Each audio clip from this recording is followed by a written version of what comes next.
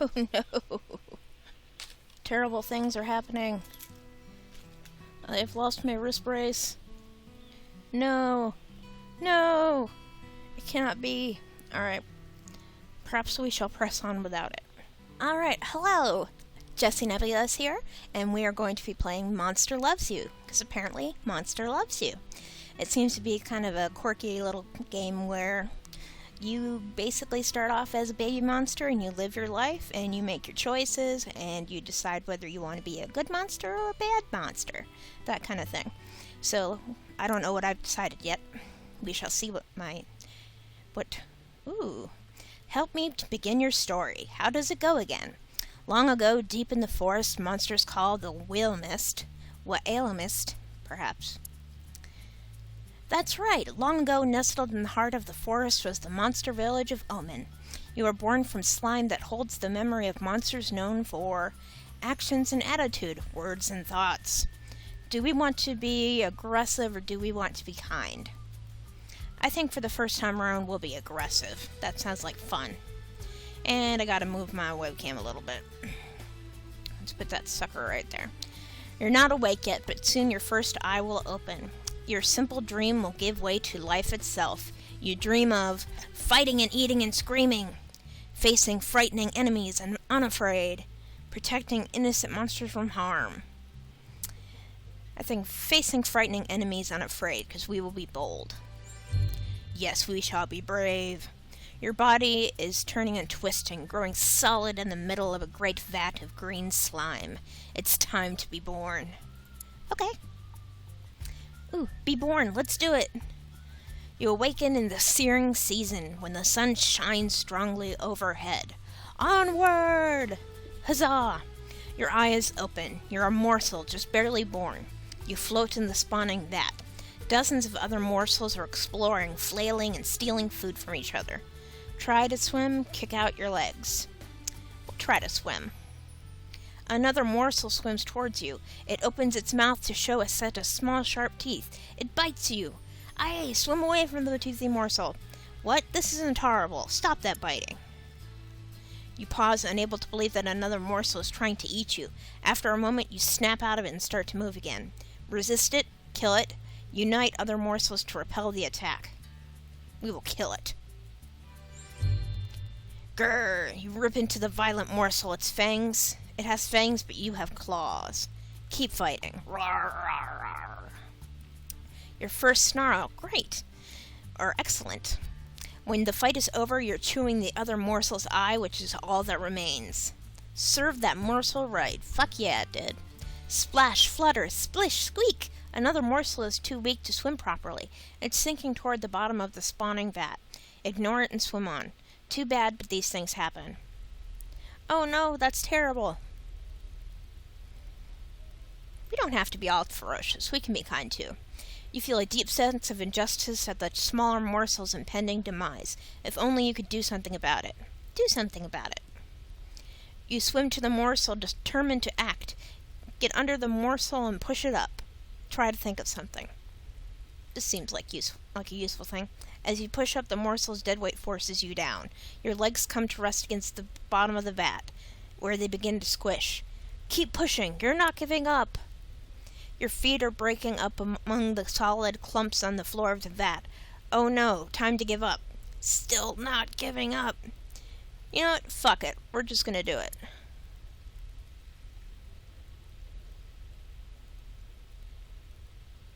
The little morsel watches silently as you wriggle to one side. For a moment, you are at the same depth. Swim away. How sad. I tried. You somehow sense that the morsel would thank you if it could. At least you tried.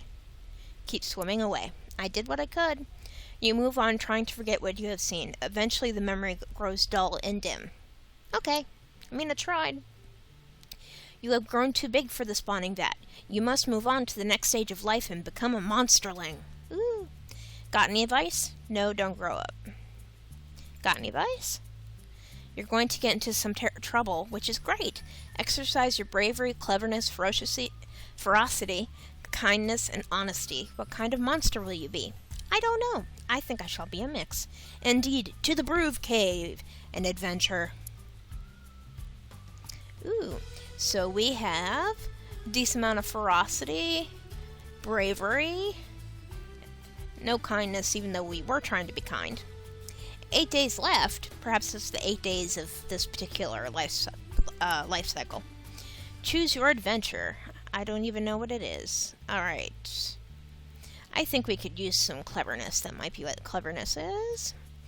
Smart sits quietly by himself in the furthest, darkest corner of the cave. He's slumped and deflated like a float pod missing half the gas inside. His eyes brim with slimy tears. Hug and console Smart. Ask him what's wrong. Leave him be. Ask him what's wrong. Smart looks down at his body, which isn't roly-poly or muscular like the other monsterlings. He's sort of scrawny and weak. Look him over. Tell Snark it's going to be fine. Be straight up with him.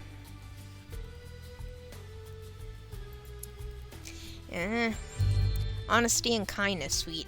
You may be weak now, Smart, but that's going to change. Just a few more days and you can start changing like we all will. And then you can hunt. See, I can be kind. I got honesty and kindness. Choose my adventure. That looks interesting. Let's try that. Some monsterlings gather at the cave entrance to watch the sunrise. Suddenly a tall figure appears from the bushes. Its shadow stretches toward you like a knife. What is it? Yeah, what is it? It's so big, bigger than 6 monsterlings, and so tall and thin, walking on 2 legs. Blistery squeaks, "It's a human!" "Oh no, not a human!" Most of the monsterlings flee into the cave, but Weemy trips and his ankle goes crack. The tall creature starts at the sound and walks towards you with long strides. Run back to the cave with everyone else. You need an adult. Stay and help Weemy. There's always something you can do. We're brave. We're gonna do it. You stand over Weemy. He's small enough to carry, but there might not be time. The quick footsteps are getting closer and the shadow is upon you. Go, pick up Weemy and carry him inside. You made it! The footsteps come closer. Cleverness zeroed. Does it mean I lost cleverness, or I am not clever at all? And a tall, skinny elder comes into the cave. Old Thudress looks more like a stork than a human now that she doesn't have the sun behind her. Laugh it off. So what did I pick up in there? Was it more kindness, ferocity, no cleverness, but I think a little more bravery.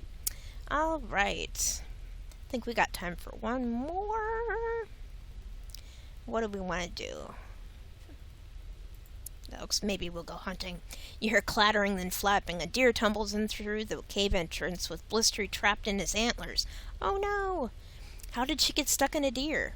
Or how did the deer get stuck around her? Jump out of the way and hide in a corner. That. Deer and monsterlings are traditionally curious about each other. Blistery probably flew up and perched on him, and then things got crazy. Sometimes they do. Wrestle the deer to the ground. Calm the deer. Jokes on Blistery. Rile the deer up. Wrestle the deer to the ground. Bravery and ferocity. The deer bucks for a second, then falls. Before he can get back up, you free Blistery's wing from his antler. Success! The deer rushes off. Blistery thanks you, then limps off to tend to a pair of wounded wings. Okay. Sweet. Turns out we're looking like a pretty kind, honest, ferocious, brave, but stupid monster. I think we need to get our cleverness up, because we're pretty damn stupid at this point. Okay, we're going to try the camera over here. The webcam over here. This game's a little sneaky because it keeps popping up in different places on the screen, so I don't know where I'm useful. Alright. See, that looks a little better. Alright, let's try. We already have bravery. Let's do this one. I want to be a little clever. Okay, you're at the entrance of the Brood Cave. Monsterlings aren't supposed to leave, you know. And just why not? Monsterlings, though sometimes swift and often tough, aren't as swift or tough as full-grown monsters. It can be dangerous. On the other paw, nobody's looking. Stay home, go outside. We're bold. The streets of Omen are mostly empty, but you hear some larger, older monsters coming this way. Run into the forest. Turn yourself in. You know you shouldn't be out here.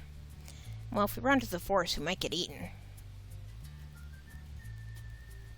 Might as well. The tall, icy elder looks down at you with a grave expression. Did someone put you up to this, youngster? Admit it was entirely your idea. Blame someone else. We're gonna admit it.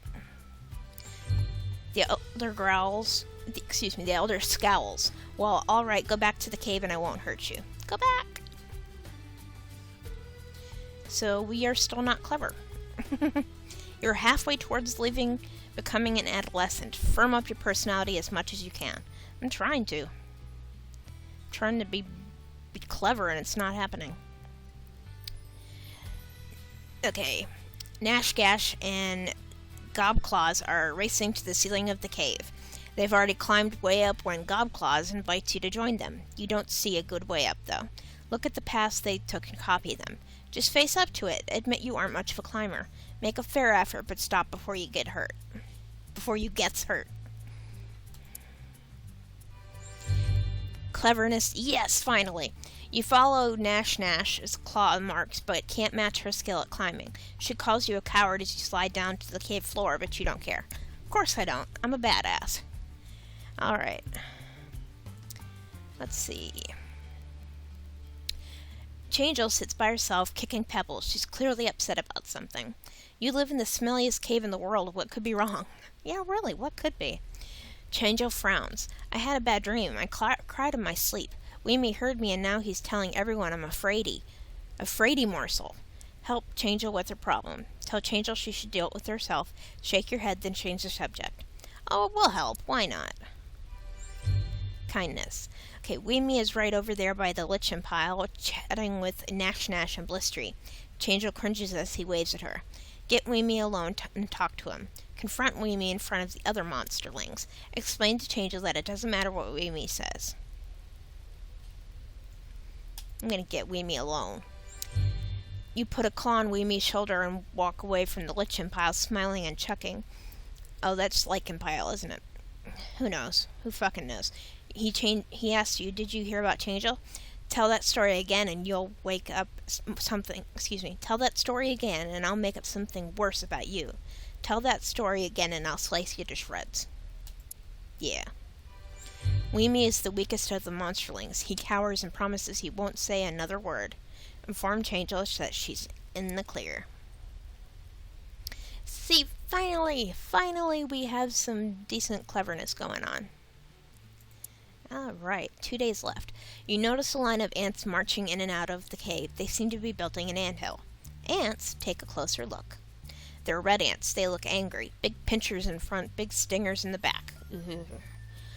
Deal with them before they bite everybody. Leave the problem to Elder Marinus.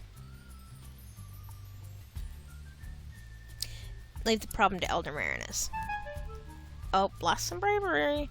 You do, sparing yourself what's likely a week of painful welts. Oh well, I thought that might give me some cleverness, but I was very, very wrong. Gobclaws pulls you into a side tunnel. There's something under here, she says, pointing to a huge pile of bat guano. Will you help me dig it out? Sure. Help Gobclaws dig into the guano. Yuck, that's poop. Refuse to dig into the poop. I'm a monster. What the fuck do I care?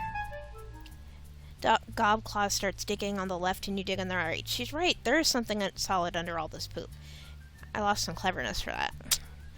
Dig deeper, get stinky, and beat Gobclaws to the whatever it is. Dig along with Gobclaws, working together in perfect harmony. Sounds good to me.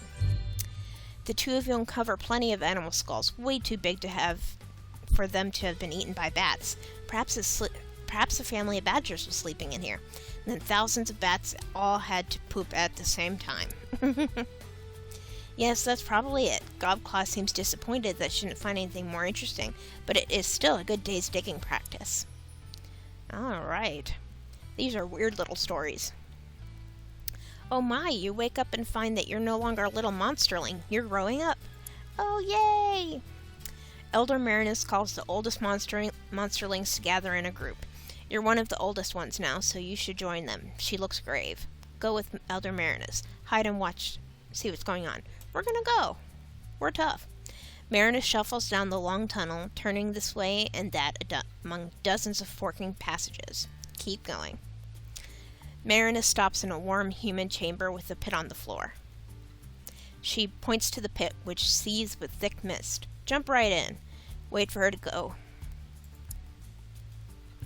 Marinus pushes you in with a sweep of her tail. Ah!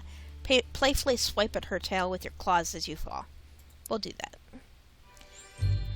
You fall and fall some more, and fall, and you're falling, and other monsterlings falling?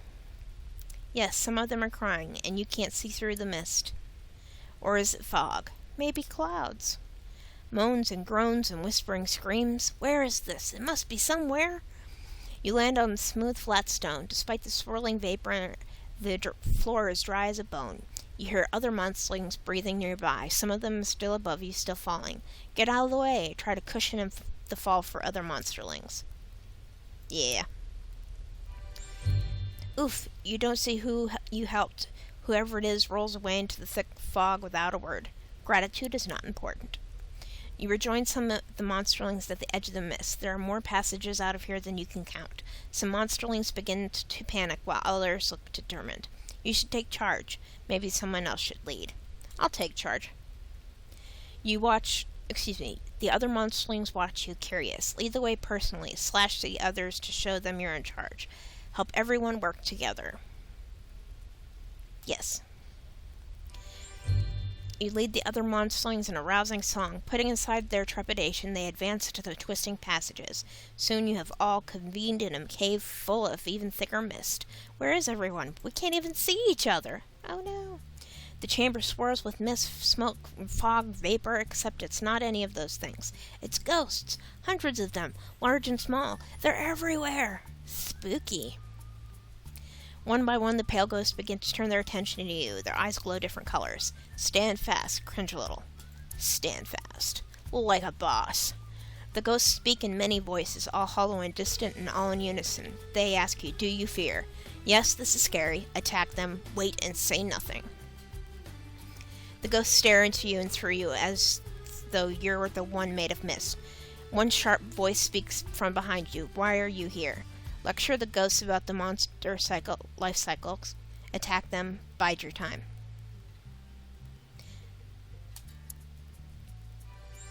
Yes, cleverness. You take a deep breath and begin to explain how monsterlings make the change into adolescent monsters. Stress is like heat, cooking our minds and our bodies so that they can begin a new state of being. Continue to explain things to ghosts. I never thought I'd say that sentence in my entire life.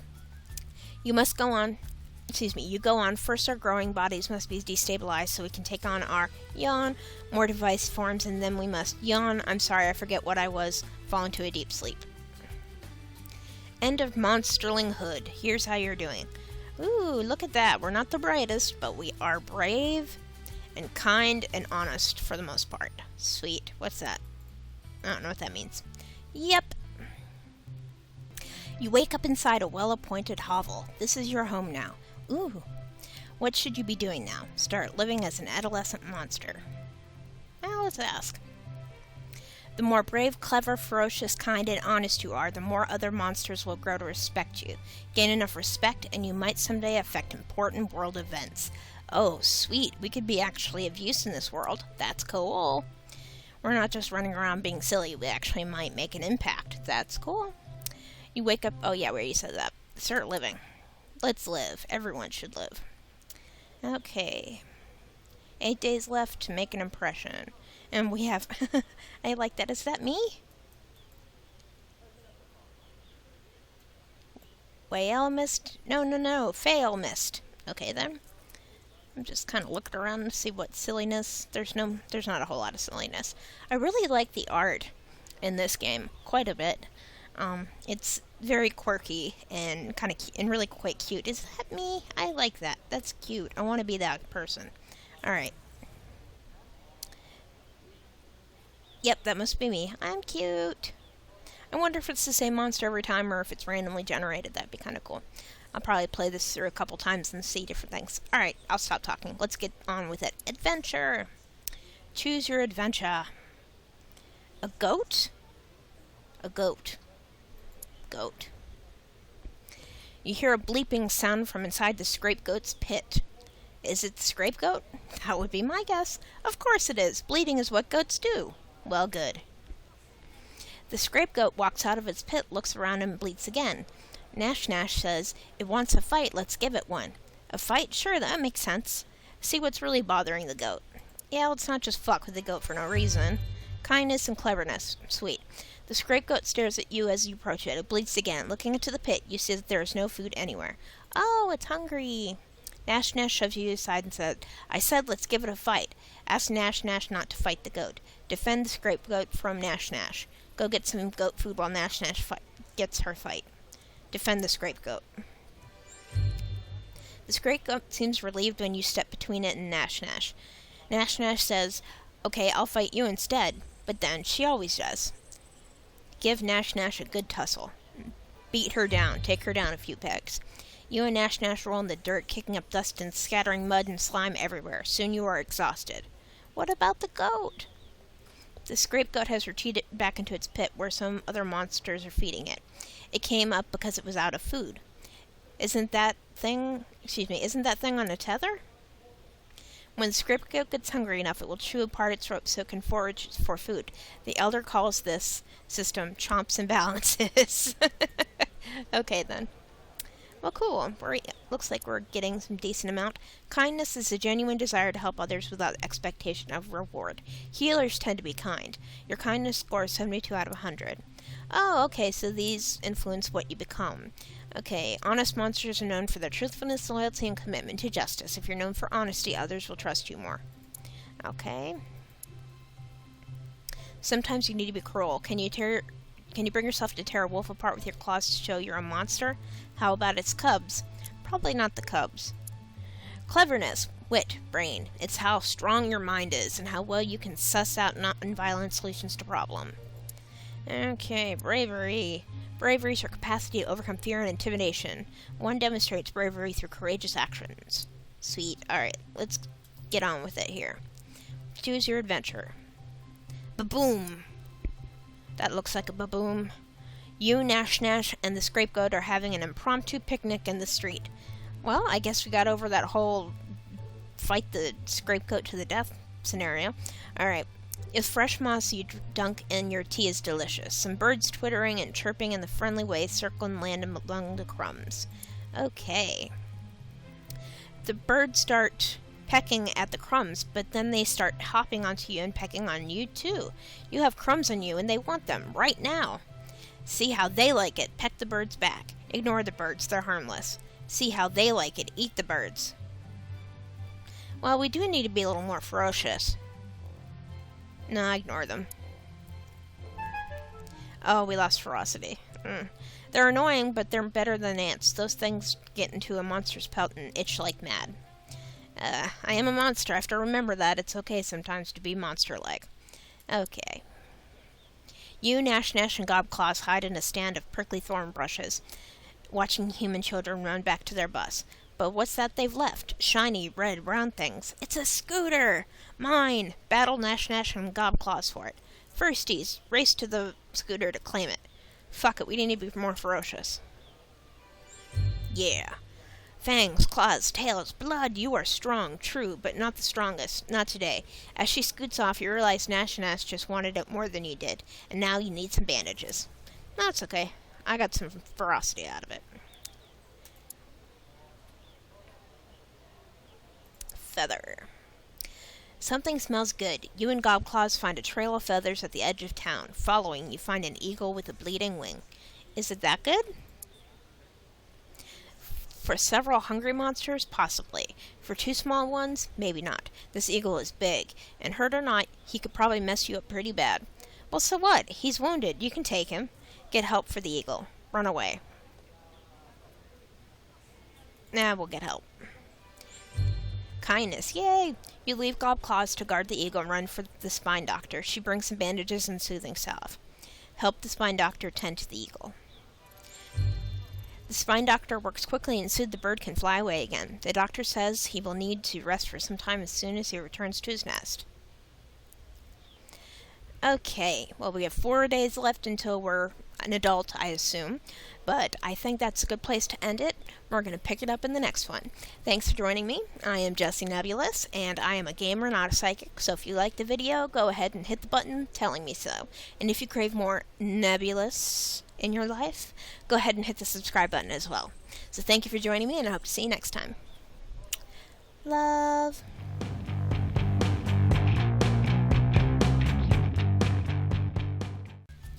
Turns out we're looking like a pretty kind, honest, ferocious, brave, but stupid monster. I think we need to get our cleverness up, because we're pretty damn stupid at this point.